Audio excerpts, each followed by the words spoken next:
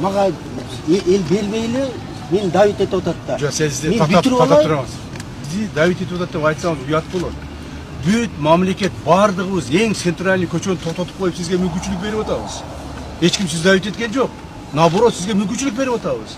Мына биз бардык ушу предпринимательдер иштесин деп сиз колуңан келет дедиңиз, туурабы? Колуңан келсе жаса дедиңиз. Мына берип атабыз мүмкүнчүлүк. Эч ким давить эткен жок. А бирок эл туура эле критика кылат. Элдин критикасын биз угушубуз керек. Эл критика кылбаса, могул жерди 3 этаж, 5 этаж кылып жүрмөксүз. Так? Эл критика кылбаса, мына жолдорду азайтып, өзүңүзгө ээлеп алмаксыз.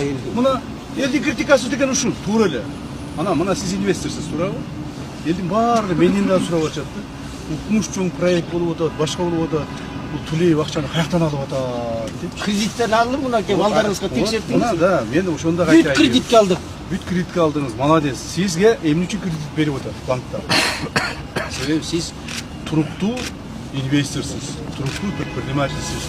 Сизге банктар дагы ишенет, так? Жетекчилик дагы ишенип атат.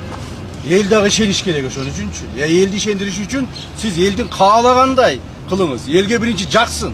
Элге жакпаса зачем анын кереги бар? Советскийден баштап тиги Шопоковага чейин түп-түз болсун жолчу. Никаких кармашек. Островов. Да, вот это островки уберите, никаких кармашек. Кабыл чечимди, кабыл проектini зачем өзгөртөсүң? 2 этаж дедим, 2 этаж кылгыла. Уктуңузбу? Все, сносите 3-й этаж.